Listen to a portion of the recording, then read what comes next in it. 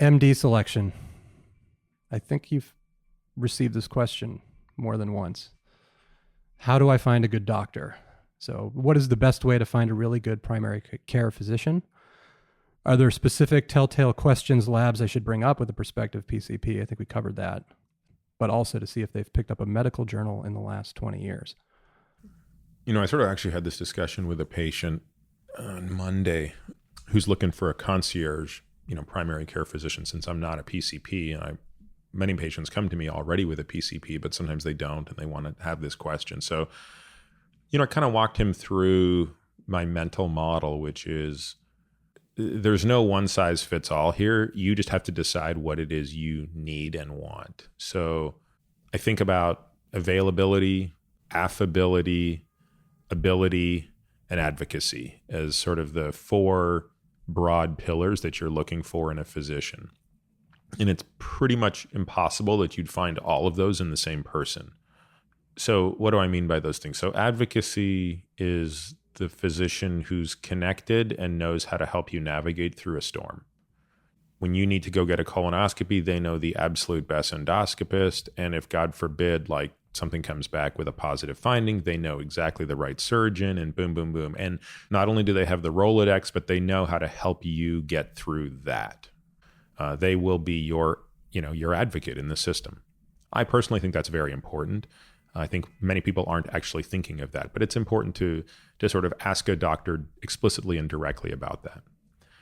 Ability to me is obviously, I just think that that's the single most important thing. I mean, in the end, yeah, bedside manner is great. Affability is important, but I'll never take affability over ability. You'd want both. They're not mutually exclusive, but don't be confused by affability at the expense of ability.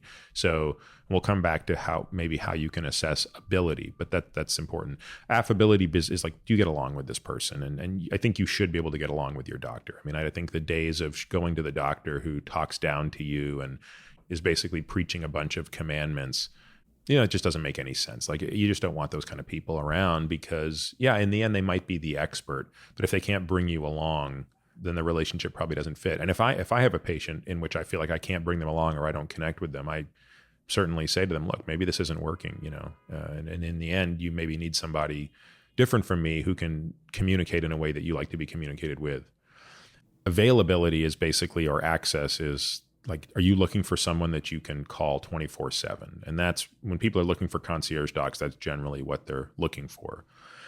There are lots of non-concierge docs, though, that still have, and within the world of concierge, look, you've got like the $30,000 a year concierge guys, and you've got the $3,000 concierge guys. And so you also have to be able to think about, okay, well, within that, like, what's the difference between those two? What's worth $27,000 more per year? If that's those are literally, like, that's probably the range that I see in New York for concierge PCP. But I guess the person asking this question is probably thinking mostly about ability. I think, the question included something about, have they read a medical journal in the last 20 years? I mean, that's a good question because so much of what we learn in medical school is pretty much irrelevant by the time we're practicing. And the lag between when something becomes a finding and when it becomes mainstream or obvious enough that everybody's doing it, I've seen that number estimated at anywhere from 12 to 20 years. So, it seems like a pretty inefficient system. So I think there you just want to talk to your doctor and say, look, how busy are you clinically? How much time do you spend reading literature?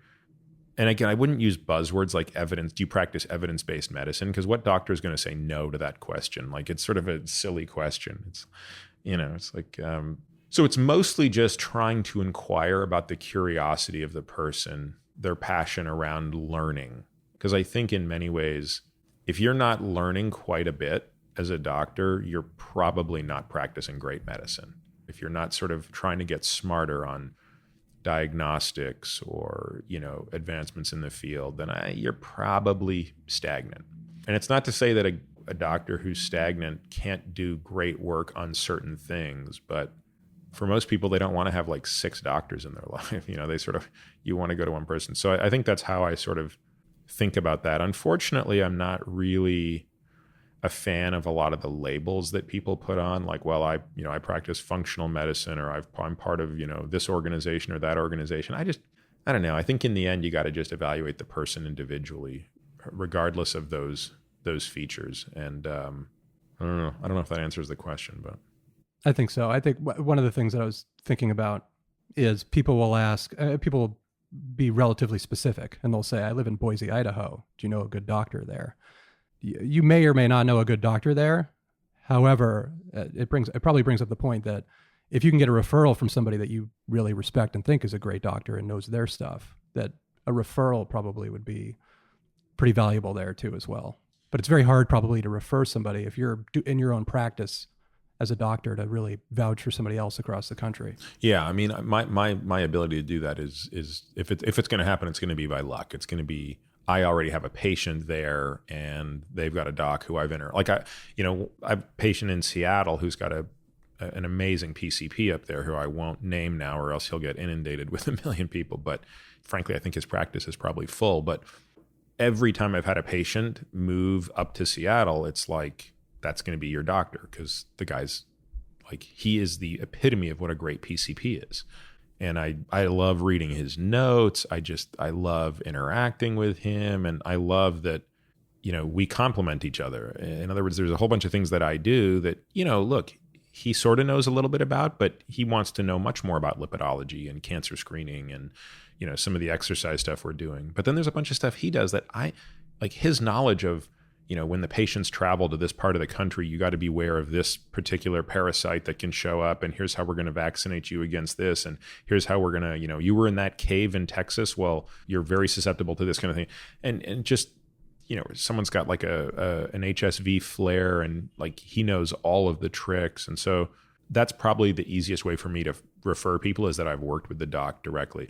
Going back to the point though, I don't think people should be afraid of this process taking a while.